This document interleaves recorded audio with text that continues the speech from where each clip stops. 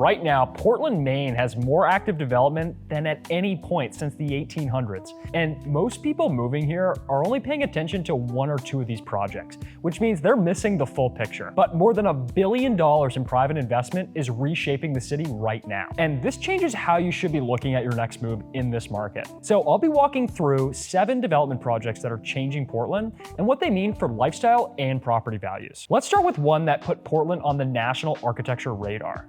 Old Port Square is a 4-acre redevelopment at 45 Union Street, right in the heart of the Old Port. The developer's East Brown Cow Management, and they brought in an architect right out of Boston for this project. This is the same firm behind major landmark projects around the world. The centerpiece is a 30-story, roughly 380-foot tower that would be the tallest building in Maine and all of northern New England. Twice as tall as the Time and Temperature building, if you can believe it. Inside, you're looking at 73 condos, an 88-room hotel, a rooftop restaurant, a public observation area at the top, commercial space, cafe, and retail along Union Street. That's a lot. The design pulls from Portland's fishing piers and historic brick buildings, and it's capped with a timber and glass structure meant to look like a lighthouse beacon. And it's really supposed to blend in while sticking out because of the height. The planning board unanimously approved it this December 2025, making its first major project to use Portland's new recode zoning rules. The developer still needs to lock down financing and pull permits, so we're not ready to break ground tomorrow, but the approvals are done. But stick with me, because I'll be showing you some development that are actually being built as we speak. What this means for you is very straightforward. New condos in the most walkable, most in-demand part of the city are a real supply in this market, and it's been really tight. And a public observation deck and rooftop restaurant at that address attracts serious foot traffic. But this is the first real look at what Portland's future actually looks like. A lot of people don't know this about Portland's eastern waterfront. Until pretty recently, a huge stretch of it was really off limits.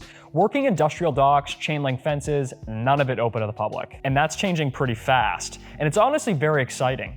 Portland Foreside is a 10-acre mixed-use development along the waterfront. It's being called the largest private development ever approved in the state of Maine. And that sounds about right, since the project has crossed over $1 billion in total value. It includes around 400 residential units, a luxury hotel with branded residences, space for retail, dining, and a 150-slip marina, 4 points. 60% of the site is being set aside as open space with parks, coastal trails, waterfront access for paddling and fishing, and a public promenade. It'll also connect to the State Pier, Ocean Gateway, and the Eastern Promenade. One of the more unusual details, the developers are building their own 10 megawatt microgrid to supply electricity, heat, and hot water to the entire campus without tapping into the regional power grid. Plus a snowmelt system that runs on waste heat.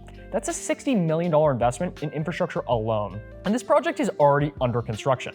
But the thing is, water proximity has always driven pricing in Portland's market. And a continuous public waterfront promenade is a major amenity for the entire city, as well as this specific area. What used to be fenced-off industrial land has become one of the most valuable stretches of public space in the state of Maine. Now, let's talk about what might be the most well-positioned vacant land in all of Portland. Midtown is the name of 4 city-owned parcels in the Bayside neighborhood sitting right next to the Bayside Trail. These lots have been empty for nearly 15 years. The backstory is a little messy, though. A private development fell apart, a year-long legal fight followed, and the city bought the land back for $15 million.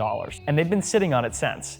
But as of April 2026, Portland launched a formal community input process to figure out what goes here before they sell or build. There's an online survey open through early May, plus public meetings. The feedback summary goes to the City Council's Housing and Economic Development Committee in May 2026. Buildings in this zone can go roughly 15 to 18 stories, and that's a lot of density on land that's been empty for nearly a decade. By the way, there's more Bayside talk coming up in just a minute. This area is supposed to boom.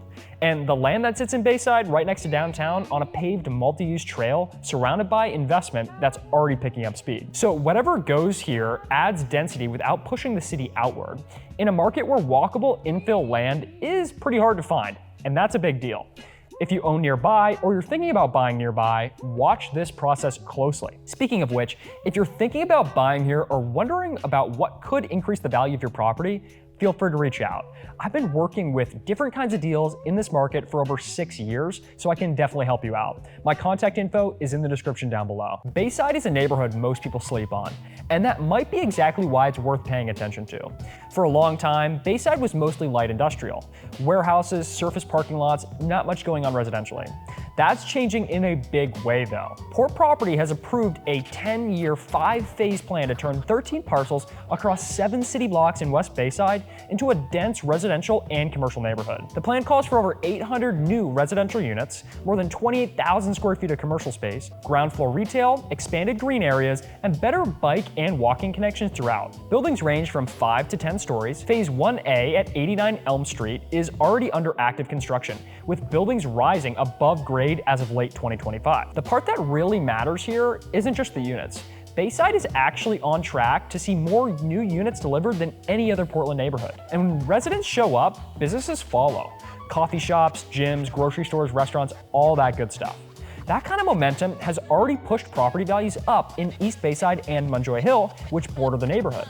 Buyers getting into those areas now are ahead of a 10-year shift. I'm getting ahead of it myself though, because Bayside is only one part of what's making Portland more connected across the whole peninsula. But before I show you more cool developments, let's speak about infrastructure for a little bit. Something that doesn't really get talked about enough in real estate is this: access equals value. Portland has several active infrastructure projects going on at the same time right now, all focused on one thing: making it easier to get around the peninsula without a car. The Forest Avenue redesign project is evaluating a full street reconfiguration from Woodford's Corner to the USM exit. The city has already put $500,000 into federal funding into transit signal technology around Washington Avenue and Forest Avenue, so buses run faster and safer. Options on the table include in-street bike lanes, now street trees, better bus shelters, and improved crosswalks. At the same time, Maine DOT kicked off highway preservation work on Congress Street, West Commercial Street, and Four River Parkway in April 2026, with a contract of over $5 million covering repaving and ADA pedestrian upgrades. And Maine DOT started separate intersection safety work at Woodford's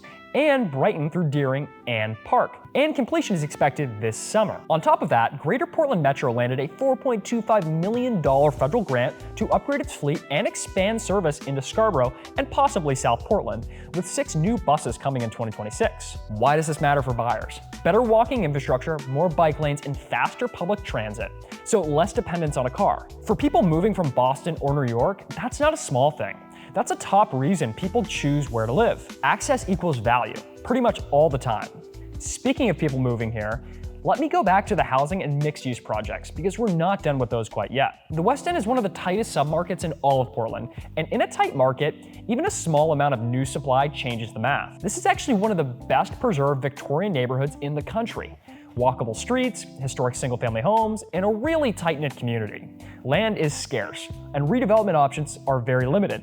So when a new project does get built, it sets a baseline for everything around it. Carlton West broke ground in 2025 at 53 Carlton Street. It's a 9-unit complex of luxury townhomes and condos, priced just under $1 million for the smallest unit, up to more than $2 million for the townhouses. 5 of the 9 units were already reserved before the project was even done. At Thompson's Point, there's a building in Thompson's Yard, a 257-unit waterfront apartment community along the Fore River. Outdoor pool, fitness and yoga studios, co-working space, EV charging in an integrated garage, and direct trail access.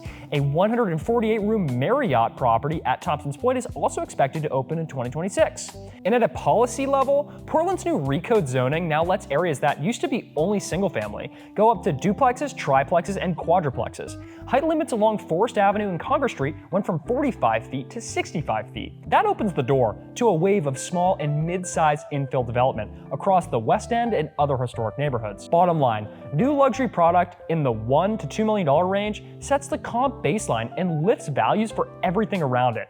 In the West End, even 9 units move the needle. But Portland's market doesn't operate in a bubble, and now we'll see why. Right across the Casco Bay Bridge, South Portland's eastern waterfront has been at the center of a major contested development proposal called Yard South. It's a 30-acre mixed-use waterfront project at the old shipyard site near Buglight Park, one of the last big undeveloped parcels in southern Maine that's waterfront. The full build-out would include up to 1,000 residential units, restaurants, cafes, offices, and other stuff. Now, the application was withdrawn in November of 2024. The land is still in the shipyard zoning district. No new application has been filed as of April 2026, and it's not moving through any approval process right now.